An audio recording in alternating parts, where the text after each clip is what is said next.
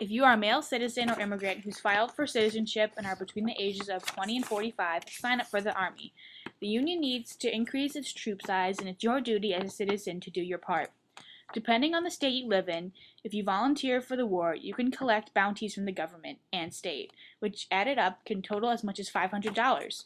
By the way, unless you have a disability, are the sole provider of your family, or have $300 for a substitute, you have to show up for duty. This has been the Conscription Act signed into effect by President Lincoln.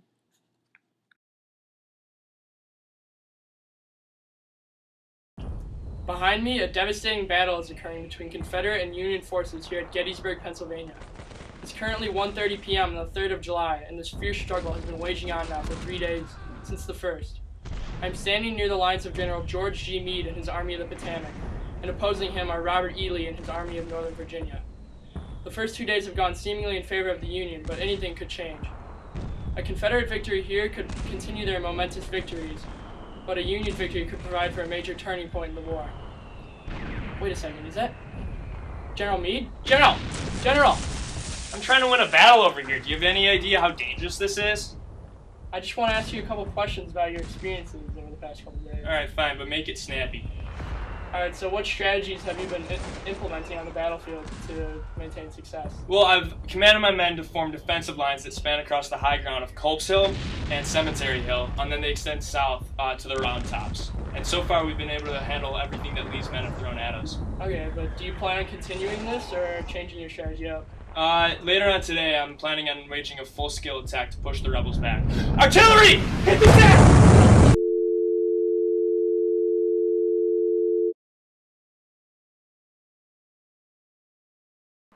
I'm Jim Kramer. Welcome to Mad Money. It's Kramerica, and my job is not just to entertain you, it's to educate you and help you make better investments for the future.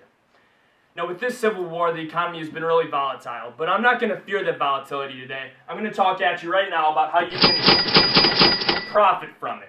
First, for the North, speculators. Buy bonds. Not only are you helping your union, you'll make a couple bucks from interest when your government starts paying you back.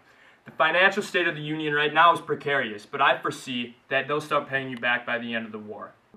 The National Bank Act passed this year has made the currency of the nation uniform and stable and will eliminate much of the roller coaster economy that led to the Panic of 1837. Now, this act is going to have far-reaching implications. The federal government is going to be able to regulate state banks, and they're also going to create a market for war debt by requiring state banks to buy war bonds. Now, all of the money that this act is going to generate, I foresee, is going to go to the Northeast, which means for my Western viewers, you're still going to be out of luck. As for my Southern viewers, we're looking at a lot of taxes. Now, your government has realized that taxing land is futile, and they're coming after everything else. That means milk, sugar, alcohol, you name it. They've also been printing a lot of paper money. You know what that means. Get rid of your paper money. In a year or two, it's going to be worth next to nothing due to inflation. Now, no matter where you're from, though, war-related stocks and businesses are going to be going up in value. You know what that means. Buy stocks. It'll make you rich. Now, we have time for one caller, I think. Yeah, Ryan, you're from New York. You have a question about the Legal Tender Act. What's going on? Yeah, hey, Jim. I was wondering if money will keep its value even if it can't be exchanged for gold and silver. Yeah, it's a good question, Ryan. The answer is yes. Money in the North won't be inflated because the National Banking Act will help to regulate it. Now, even though your government won't exchange it for gold or silver, it will accept it as a payment for taxes, which will help it keep its value. All right, folks, that's all the time we have here at Mad Money. Join me next time.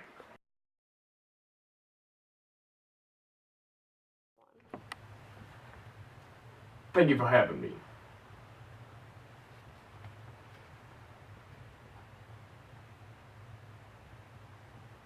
Of course. Well, I first attended the U.S. Military Academy in '43, and I was indeed sent to Veracruz for the war with Mexico, but I was late and performed no real military duty. I was wounded once in the New Mexico territory after the fact by an arrow to the neck while fighting the Apaches. I took a short break to manufacture arms for the government, but when the war with the South broke out, I raised the 1st Volunteer Regiment from Rhode Island. I rose in rank and even commanded troops temporarily during the first Battle of Bull Run when General David Hunter was wounded. Eventually, I took command of the right wing of the Army of the Potomac, and when I was defeated in the Battle of Fredericksburg in December of '62, I slowed down during the Mud March. I was forced to resign later, and eventually replaced with Joseph Hooker.